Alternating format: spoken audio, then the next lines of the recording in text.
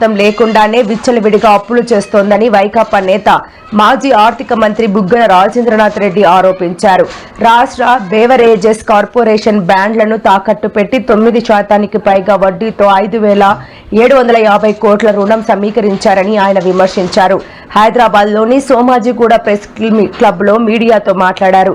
గతంలో తమ ప్రభుత్వం హయాంలో ఇదే బేవరేజెస్ బ్లాండ్లను సంక్షేమ పథకాల కోసం అమ్మడానికి పెడితే నానా రాద్ధాంతం చేశారని ఆయన గుర్తు చేశారు. ఇప్పుడు అదే పనిని కూటమి ప్రభుత్వం చేస్తోందని దుయ్యబట్టారు. ఆంధ్రప్రదేశ్ రాష్ట్ర ముఖ్యమంత్రి శ్రీ చంద్రబాబు నాయుడు గారు రాష్ట్ర స్థూల ఉత్పత్తి త్రైమాసిక రిజల్ట్స్ రిలీజ్ చేస్తూ ప్రెస్కు రిలీజ్ చేయడం జరిగింది. అయితే ఇందులో తమాషా ఏమంటే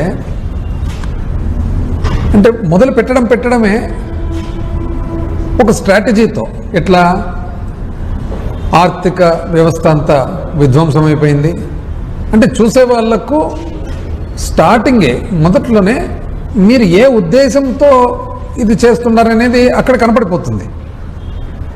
మీరు రిజల్ట్స్ ఇస్తున్నారా లేదా స్ట్రాటజిక్గా వ్యూహాత్మకంగా ఎవరినన్నా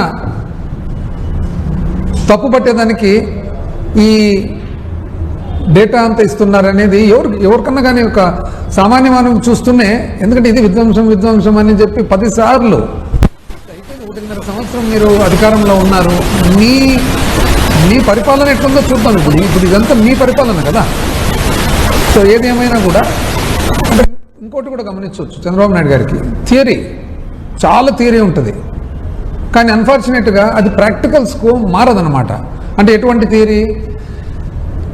ఆర్టిఫిషియల్ ఇంటెలిజెన్స్ ద్వారా అసలు పండు మీద పురుగు ఎక్కడుంటుందో చూసి, కెమెరాతో చూసి, ఆ తర్వాత ఆ పురుగును ఆ పండు మీద ఆ మాత్రమే మందు కొట్టి, ఇవన్నీ థియరీ బాగానే ఉంటుంది.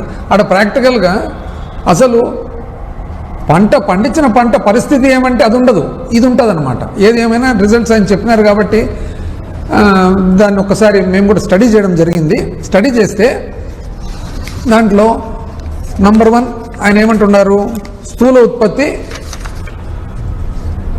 తన పీరియడ్లో 2014-15 బ్రహ్మాండమైన పరిపాలన జరిగింది కాబట్టి 13.5% యావరేజ్గా పెరిగింది. 2019-20 ఆయనంత గొప్ప పరిపాలన చేత కాలేదు కాబట్టి మాకు 12